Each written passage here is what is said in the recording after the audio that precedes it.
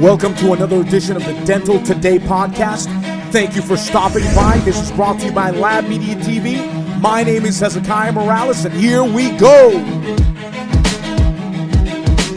Remember to follow us on social media at Labmediatv. Jessica Knott, CDT, is a former United States Air Force laboratory technician who began her career after graduating the DoD's ADA-accredited laboratory program in 2014. After challenging her CDT 2 years early and obtaining it on her first try in 2017, she found her true passion through digital dentistry applications and 3D printing. After separating from active duty in July 2019, Jessica continued her career as a manager at Bayou State Dental Lab in Baton Rouge, Louisiana. At Bayou, she oversaw digital operations while continuing her role as an educator for digital applications and regulatory standards in the dental industry. In July 2020, Jessica began working for Danny Dental Studio in Tempe, Arizona part-time to pursue her career in research and development as R&D manager and operations consultant. Ladies and gentlemen, help me welcome Jessica Knott. Jessica, welcome to the show. Thank you so much. I'm so excited to be here, and thank you for the opportunity. Absolutely. I am so glad you are here. We were coming back from Chicago after actually meeting in person after trying to do this for so long, and we see that post that no one wants to see. You were in a car accident, and it was a scary car accident. Absolutely. Yet fast forward, you're here, you're on the show, you're well, you're healing, but it's so amazing to really get into the whole process of everything. And you're not even done with your healing process, and you've already got boatloads of miles under your belt here. So Jessica, how have you been since February, accounting all this 2020 craziness? What can I say? 2020 has been a crazy year and pretty much mimics my 2019 of craziness of level of work. And Chicago this year was a great opportunity to, make a lot of connections, meet people like you, and a lot of connections with new research and development work. And I was really excited coming out of Chicago from that. And the car wreck was very unexpected just a few days after Chicago. Definitely want to take the opportunity to say thank you to the whole dental industry. They were super supportive of my recovery process. But, laid up at home coming from such a severe accident, there's one thing that gave me a lot of drive between my family and my kids to get well.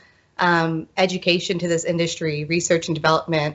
I have a really strong passion for digital technology, and it kind of seemed, as unfortunate as COVID was, there was a lot of opportunity with COVID because people were seeing more and more every day the larger availability of digital platform, digital education resources. And this was something I've been working on for years. And, no one really wanted to jump forward until it was a necessity.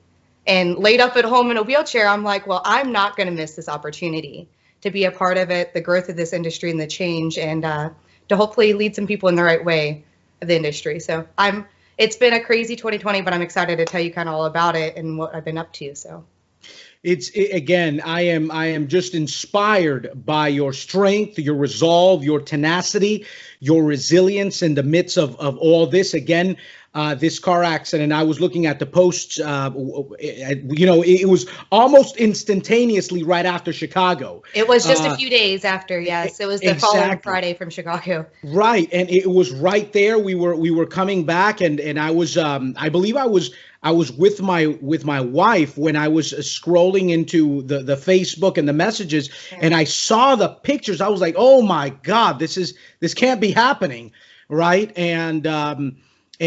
So how many fractures do you have to that leg? It was 32 fractures to my right leg. Yeah. Oh. But, honestly, what doesn't kill you makes you stronger. And I saw this as a very valuable life lesson of strength and for my family. And, your life, when you get into an incident like that, it does make you really step back and kind of say, hey, what's most important? What am I here for and what am I doing? What is my future? What's my plan? And that car wreck, set me probably even more in tune with the path that I want to be on, especially on the dental industry side and as a mother personally, than anything this in my life has. So as unfortunate as it is, it's giving me a lot of motivation and drive and really, kind of cleared my head to know what's most important in my life. So no, I'm good. I'm excited to be here. So And and I find it's amazing how you find that perception is really the key to it, because you mentioned your children and the industry and the drive to give is really what's been the catalyst for your recovery. And you mentioned earlier before we were on air that you're 4 months ahead of your healing expectancy. Is that correct? Absolutely. So it was a big surprise to me and my surgeon both when we went in 2 months after the accident and all 32 fractures were completely healed. Wow. Yes, I have a lot of tendon and cartilage and internal development, but the fractures themselves were it was almost a miracle. So very, very been very blessed. And that is awesome. like I said, with just the situation of COVID and what it was in, I needed that. Not only was I suffering from a car wreck, but I was watching the industry crumble. I was watching my own laboratory that I was working for, the direct hit we had down here. And at least that little bit of light told me, and so many others have told me before, you're not done. There's more for you to do. And these blessings are being given to you for a reason. And what are you going to do with that? So here I am, but I don't want to talk too much about the car wreck, honestly. It set me in my path, but I don't want it to define me going forward. Right. Absolutely. I was a strong person before. I'm just even stronger now. So that's right. That's right. And you're under 30 years of age. You're doing great things in the R&D aspect of our industry, especially in digital dentistry. But before we get into that, how did you get into dental? So it's a very funny story because when I was 19 years old, I had plans to be an engineer and things didn't pan out very well. So I decided to join the Air Force. And I was super excited with the Air Force, all the opportunities that I was thinking of, intelligence, computers. And then Uncle Sam told me, because you don't get to always choose your career for going into the military. So I was told I was going to make teeth. And when I tell you, I cried my eyes out because I'm looking up this industry and I'm like, oh my gosh, I'm going to be pouring stone models for the rest of my life. Is all I saw. I called my mother at 19 crying, so upset. But then once I started the school for it and I found the artistry behind it, the technicality, and just really the depth of the industry, I know that I could be here every single day. I will never know everything about this industry. There's so many things unturned and uncovered that I know that I would be happy the rest of my life in this industry. Every day is going to be a learning experience, a new day. I'm never going to be satisfied with myself and just my personality type. That's something that I needed. And I found after I cried my eyes out, called my mother.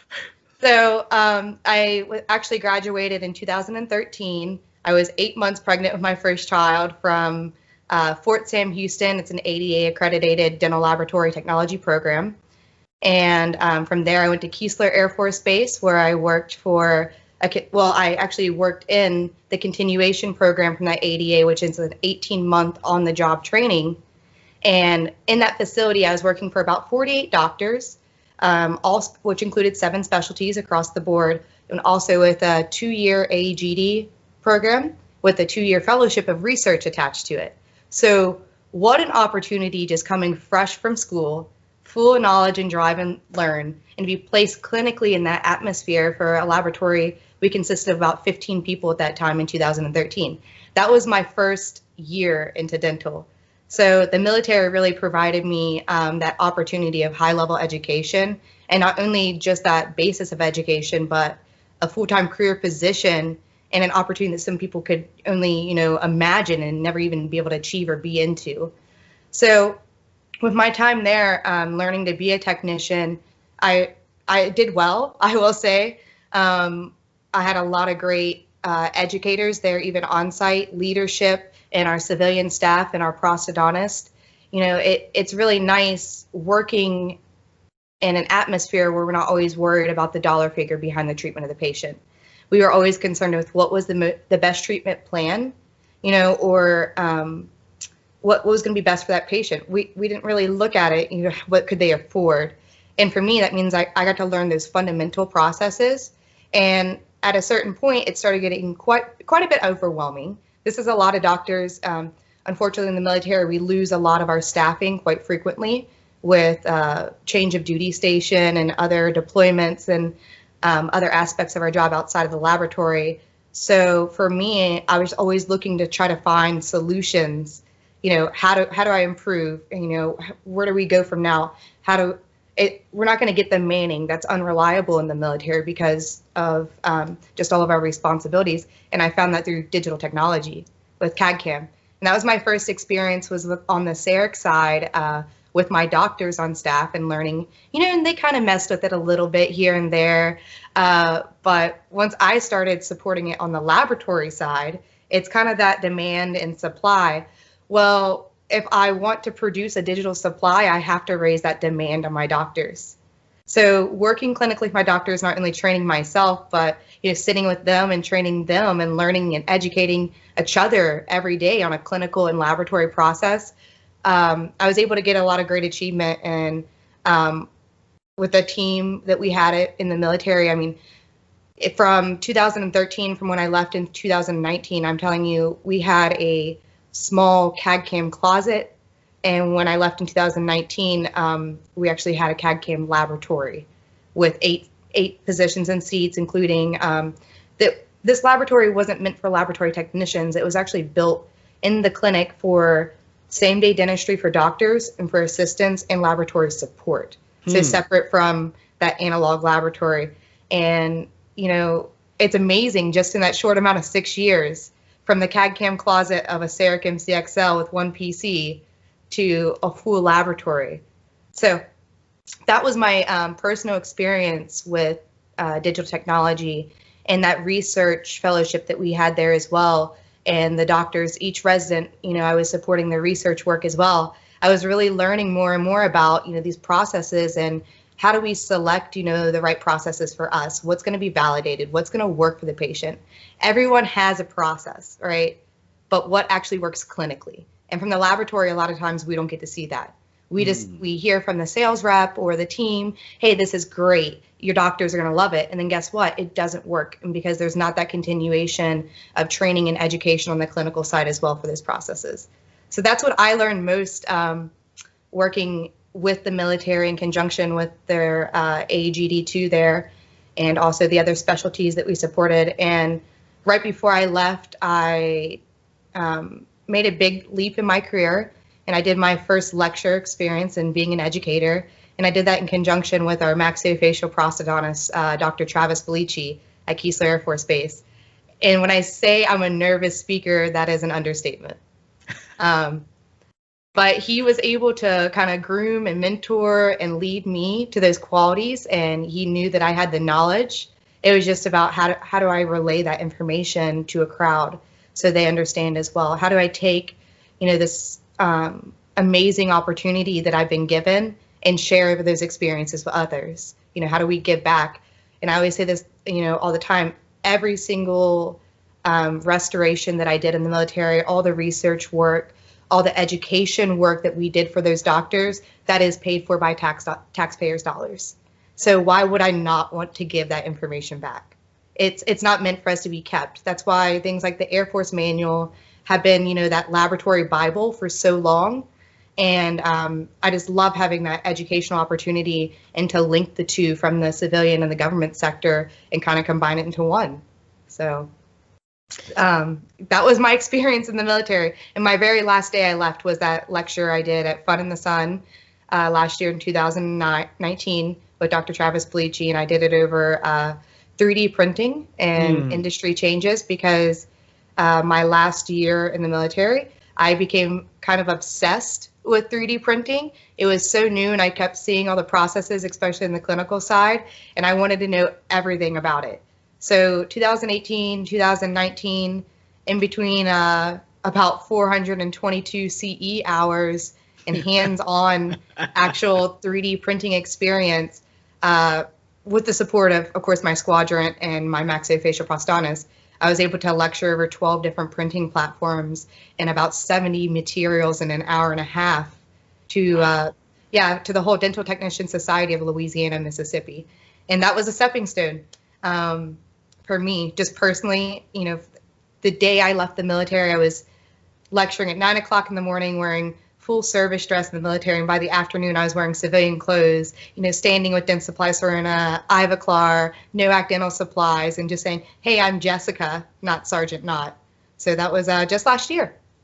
And what has that transition been like from military to civilian? Yeah, it's been really interesting, you know, being able to see both sides of it, and coming from that very clean, structured industry where, you know, it's always patient care first, you know, chain of command, protocols for everything. Coming to the civilian side, I would say I was super excited about, you know, because I'm going to learn just as much as I have to give, right? There's two sides to this. So I was excited about those opportunities, and I started the Bayou State Dental Laboratory in Louisiana, which Tristan Hall and Tony Hall were good friends of mine when I was still just up the street at Keesler. And, you know, they had CAD/CAM needs, and I said, well, what a great, you know, transition or opportunity to kind of get my feet wet. So they're a really fantastic laboratory, and I love their regulatory backing because they're DOMIS and CDL certified. And personally, for me, I was just overwhelmed. Wow, the difference, the quality of work that I was receiving. I'm used to receiving just very high quality, just, you know, never a dollar figure, but always the top of the line education and training from my doctors. And if something wasn't right, you know, even if preparation had a sharp edge, I just call my doc and say, hey, we should re-prep this. Let's give it to him right. And that was okay. But here, you know, I'm getting to see a lot of, oh, let's just make it work, you know, impressions that come from whoever. So as overwhelming as it was, I learned a ton. Just initially that first 6 months, and sitting on the CAD/CAM side and the 3D printing side and the management side and having this communication with doctors, it really grew me as a technician on the civilian side. And during this time, I was still actually continuing my research work because I love working in research and development. But the one thing I've learned is the minute I stop acting as a technician and I just sit in my fantasy lab all day, my eyes are not right. Like, my eyes are on the ball, my mind's not right. You know, you have to be in it every day. You have to see what's in the industry, what's out there, to be able to say what we should do in the future. So I still work as a technician. I'm still doing ceramics cases and CAD/CAM designs every single week. I have a fantastic doctors I get to work with. And through those processes, I'm still learning from them and supporting their clinical aspects with 3D printing and chairside milling. So it's a great collaborative effort. But so on the research side, I was still working with quite a few companies when I was at Bayou State, mostly traveling long distance. And it actually wasn't until the car accident after Chicago, I decided to make a full-time career change for my laboratory stance. And that was, you know, just a kind of a personal decision of mine, because when I'm just coming off the car accident, I'm looking at what my future is and how much time I have left. Because now I kind of feel like maybe there's opportunities for me to do more with certain things, but I wasn't taking them. So with just kind of how COVID went and all the situations arise, I actually left my laboratory just for a larger size capacity laboratory to support the research work I was doing. Everyone loves to do research, but it's very hard to fund, you know, and to get paid at the same time to do it. You know, it's the pro bono work. But honestly, I do it for nothing all the time, and it's because of the impact it's going to have on the patient care that is in the industry. So I don't mind. But so actually, I'm in my home office right now in Louisiana, but I just got in last night, and I haven't been here except for 2 to 3 days. The past 3 months, I've been out in Arizona with my new position I took at Danny Dental Studio there in Tempe, Arizona, as their head of research and development, and also the operations consultant for a full service laboratory. Very large sized laboratory for most comparison in the United States. And wow, if I thought that my prior laboratory sat about 30, 40 people was a headache and, an eye opener and overwhelming. You should step into one, 2, 3 times the size. But just coming fresh off the car accident, I kind of just dove in head first and, evaluated all departments. The people of your laboratory are kind of what makes everything. And on a consultant stance in working that position aside from R&D, that's something I learned from the military is, you're as strong as your people are. And as a manager, in a consultant position, it's always, my job is to take care of my people, to take care of the laboratory. So, wow, that's a lot of people out there, and I can definitely see their strengths, but I love just being able to work in that atmosphere, and it's so well versed in so many different backgrounds and cultures. I mean, just on different languages in the laboratory, I think we're at about 12. Wow. So the cultural backing and differencing, and everyone comes from something different, and everyone has so many different things to offer. So then again, like I said, as much as I'm there teaching digital processes and 3D printing and, that technology side, wow, I'm learning a ton. So, yeah. Wow. So the reason I chose not to move full time to Arizona is because I still had work here in Louisiana that I really wanted to be a part of on the research side. And honestly, Louisiana is kind of more my home. And with the COVID situation, of course, we're learning more and more of those communication situations to where we don't have to be there on site and we can work remotely. As easily as I'm talking here to you, I can communicate with my CAD CAM team there in Arizona from Louisiana. So I'm doing a part-time, and where I spend half my time here in Louisiana and the other half in Arizona, but working for both every day. But this way, I can continue my work down here, which I'm really excited to tell you about, aside from the Danny Dental Studio work that we're doing there for large laboratory validation and 3D printing and those digital workflows, is LSU this year was able to purchase a digital anatomy printer from Stratasys. And Stratasys is a company that I've kind of advocated and worked with, their printing platforms for quite a few years, stretching back to my military days. And for them, it was more on that research side. We were working with educational modeling for the military and those different schools that we had. And so as a dental progression kind of came in, and I had a close connection with LSU from my government kind of position. We were only about an hour apart. Edwin Key down there. He's been absolutely amazing, especially my military career. That was like one of my civilian pillars to hold me up, I guess you'd say, because I was so disconnected at times. When they purchased the printer, he said, Jessica, come down and take a look. And we were collaborating on a couple things and ideas. And I said, hey, Edwin, I just see this opportunity to make such a change in education. How do we make surgical models or, realistic dental models for education? Why are we still stuck in, the old time? Why are we using human trials and patient trials or animal trials? We're in 2020 now. This is the technology we have available to us. So we started kicking off that project, and actually the first day I walked out of my wheelchair was the day I walked to LSU to meet Edwin Key to see the digital anatomy printer. So, wow. What a path to be set up on, what the motivation.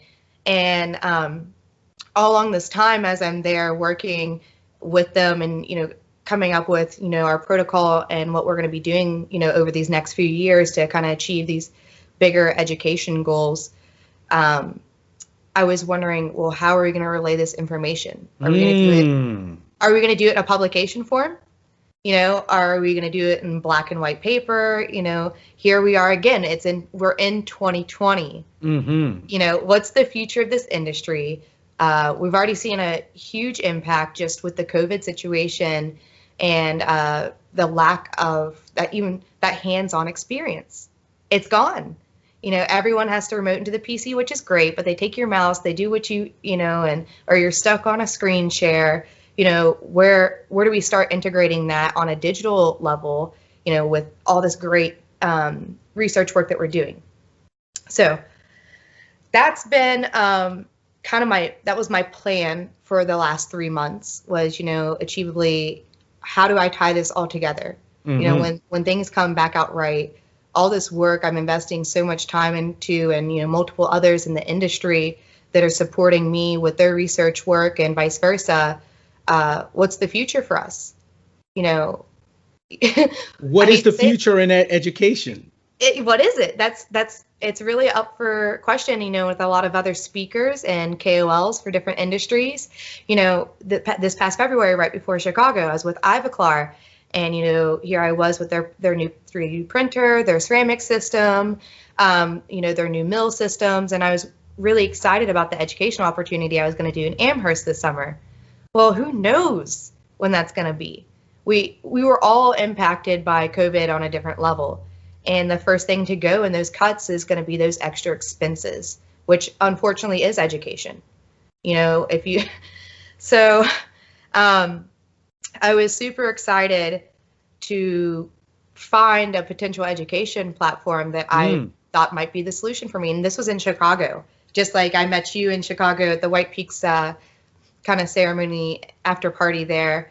I was able to meet Vincent Silva at the Ivoclar party. It was the first night of Chicago. And he's telling me about, all these kind of crazy things. I'm hearing it, I'm not hearing it.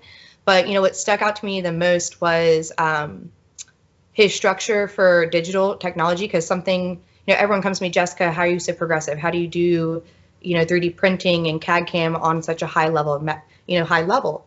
And I always say, well, it comes from the structure. It comes from that base ground. Setting up my, even my home office or my home servers, the networking, the computer build, you have to set that baseline so you can be successful with kind of those added accessories. To where now in the industry, everyone's like, oh, if I buy this dongle set and this 3D printer and I throw it here, it's going to work perfectly. No, there's that disconnect in the dental industry of people, they don't understand that foundation. I agree. So, it's a nightmare, and you want to help and you want to support people so much, but when you walk in, you just shake your head. You're looking at the router with the Netgear switch attached to it, and 5 different Cat5 cables from various things. Looks like a telephone line. You can start to find those problems, but you don't want to be that bad person to tell them. So for me, I kind of fell in love with this idea that his company DHC had, and it was by creating that ecosystem, that platform, and with a focus on dental. So for me, that helped me out a lot, because I've left the military and I've kind of left all that support that I did have on, especially the networking side and on my civilian sector. I wanted to have those PCs that were optimized for my actual CAD CAM softwares. I wanted the PCs that would support, my actual rendering and generating my files for my 3D printers, because, those with the accuracy of the PC, I mean, it actually increases the speed and processing time of everything you're doing, even with the mills on large production, like a laboratory that I'm at. So that's where it kind of all started, with, believe it or not, the education side, because then later he kind of brought me into tune of, not only are we doing this and supporting this on a lifetime warranty and technical support as well for laboratories, but he let me in on a project, that was just released a few weeks ago, which was his virtual reality platform. Wow. And I said, wow. And I've been holding on to it for a couple of months, being exposed to that level of education and coming from a hands-on. Here we are doing Zoom, and I'm trying to show, my laboratory over, oh, do you see this? Do you see this crown? I'm trying to show these models. He had opened me up to his sister company, VHS, and Jed Archibald, who's been supporting a lot of those efforts with him as well. And wow, my mind's been blown. And I'm super excited that, them as a company, they just came out, and I can't wait, just me personally with that platform of how I can use it, not only for my own personal use with my laboratory and working remotely with universities like LSU, but how I'm going to use it as an educational opportunity moving forward. Because, I'm doing a lot of validation for printing processes right now.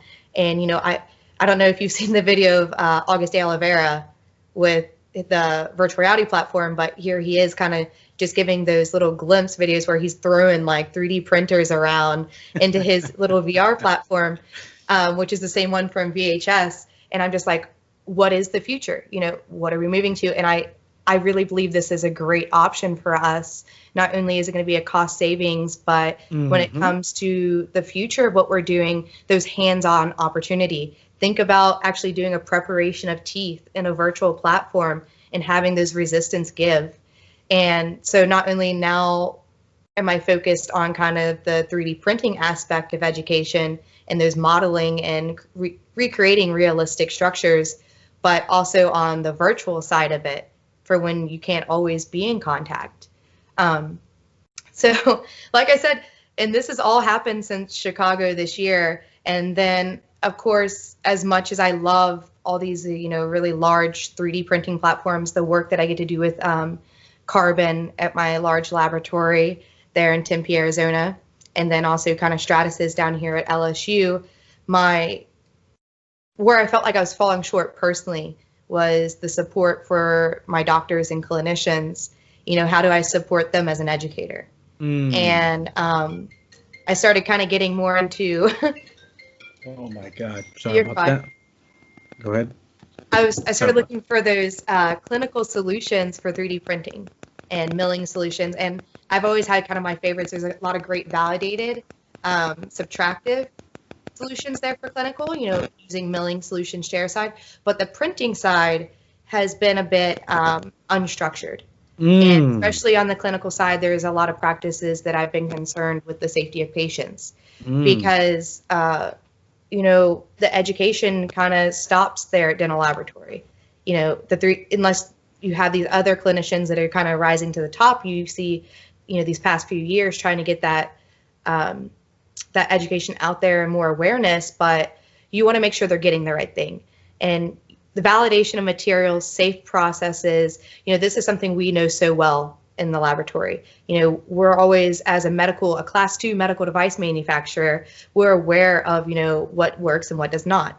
You know, how the longevity of these processes, you know, has it worked, you know, it's tried, tested, and proven. You know, this is what we rely on in the laboratory. And it kind of hurt my soul coming from the military of always patient safety, patient focus driven, and on the 3D printing side, that's lacking. And a lot of unvalidated processes, and you know, people are using like light cure lamps for nails, like the same thing I get my nails done with is what they're posting in. And we know with the regulatory movement into this industry, and especially since 2017, that these things aren't acceptable anymore. You know, we have to all hold ourselves kind of accountable to that level of patient care and safety, and that as exhausting as it is to work in this new kind of regulated industry, it's for a good cause. I mean, it's not because the FDA wants to be nasty. It's just because they want to make sure that for the years that we've been doing these analog processes, these digital processes are actually validated as well. So I actually started working with Acaretta out of Taiwan, which is a 3D printing company as well. And they do a lot of validation testing for materials for the dental industry and actually other industries as well. So instead of going kind of to the middleman of the industry of the dental side, which we don't know 3D printing, I decided to make an opportunity to go to the 3D printing source to better give back to those companies that were utilizing different materials or printing technologies from these companies. Because, you know, I was getting stuck in the middle source. I was telling the dental team who would tell the 3D printing team, who would then make a solution, go back to the 3D printing team to me. Right. But we all know communication is everything. Absolutely. So I've been really excited to work with quite a few prosthodontists here in the United States this year, doing more validation of materials, and especially with class 2s that will be releasing, you know, structured throughout this year and early into the next quarter as well. And I'm just excited to have, you know, those solutions more readily available, especially to our clinicians who I felt like they just haven't had them. You know, they were kind of making the best with what they had. So, and luckily, you know, all those great educators that are like me out there and kind of looking for that better future for the industry and moving forward. I know that we're going to be just side by side, using the highest level of education and technology to be able to communicate that to the rest of the industry. Because as much as I really enjoy working with all these different dental companies, I mean, they've been the backbone of my whole career. I mean, top to bottom, especially on government support, I didn't always have the resources that other people had, and I relied on them heavily. But, as a speaker and as an educator, being tied to a company to speak on their specific processes, it's hard for me. I'm much more of an open educator. If it works, it works. Even if it's not the company that is paying me to speak to say it works. And I had that mental battle from the start of the gate, just coming out of the military last year. And, I believe everyone in this industry deserves a fair shake. And I don't think the dollar figures should kind of, persuade someone's ideology one way or the other. Yeah, the concept, absolutely. Absolutely not. There's a lot of great solutions and processes out in the industry that just don't have those big company backing. So I don't mind to work in any of them, and I tell people this all the time. Yes, I might educate for certain companies or work on certain processes, but to this industry, I always say, I'm everyone's girl. I'm this industry. If it works and it's a good validated solution that's going to help this industry, I'd love to be a part of it. I'll never turn a blind eye. And when you're talking about education, and I like the way you put it, this is 2020, right? Meaning, listen, there are things at our disposal that we must begin to use. There's no question about it. Absolutely. And this whole VR that you mentioned, and possibly even AR, augmented reality, and all these endless possibilities. Where do you see this? Where do you see this going? Let's say in the next 12 months. Well, in the next 12 months, I can say we'll definitely see a much larger virtual presence. We're already seeing that with a lot of the online education groups and people searching for those virtual solutions. And this is where it kind of gets into lack of awareness of what's out there, because I'm seeing more and more companies or educational platforms think that they're getting into VR and paying kind of top dollar because it's something new, again, to our industry, and they're not getting the results they want. So yes, I see it kind of growing, but I see a lot of limitation because of different companies and different partnerships that people are doing. If you buy into a baseline structured platform that's only on 2D imaging and doesn't have the capability to actually have those rendered 3D modeling into it, then what are we really doing here? We're just walking around, on a Sims game and kind of looking at nice, like, oh, look, here's, let's just take for a good example in a Sega printer. Oh, here's a picture of a Sega printer in this nice little digital booth or, convention show that's been set up for me, versus, hey, what is this 3D printer? Actually having it print, opening up, seeing the different, how the software interacts with it or the hardware itself, and being able to use that as an educational tool, like you would if you were on the showroom floor. I mean, I know it's going to happen, and we're going to see the 2D kind of stuff come out. But I hope for the future of the industry, we see that we still have to have that hands-on. Most of us as technicians, especially, we're very tactile learners and hands-on learners. Yes. So how are we going to bridge that gap? And again, going back to VHS with Vincent Silva and Jed Archibald, that was the promise that they made to me and that they have been delivering. And it's the only platform out there that I'm seeing it on. I'm seeing just, more and more of these 2D platforms. So I'm hoping that as we grow as an industry, we don't forget that, this isn't a temporary solution. This is actually the future. All because we're forced into it doesn't mean we should do something partially. Especially in dental laboratory, we get stuck in our ways. And you can see that from, years and years and years of the industry. Like, if it's not broke, we don't have to fix this. This denture process still works, and it always will. But I just hope that everyone kind of invests into that brighter future for us on a digital education platform. And I know I'm speaking for a lot of the industry, especially in the research and development side, just, what a blessing to have the technology available to us. Yes. Because, what about if we were stuck in this situation and it was 4 years ago? I mean, most of us barely even had, video communication or Zoom capabilities. It was even newer than it is now. And we saw kind of the limitation we already had with this COVID. So unfortunately, as this COVID situation has been, at least we were kind of prepared in a sense that a lot of these great companies will continue to push forward because of our digital support. And that's what it goes back to.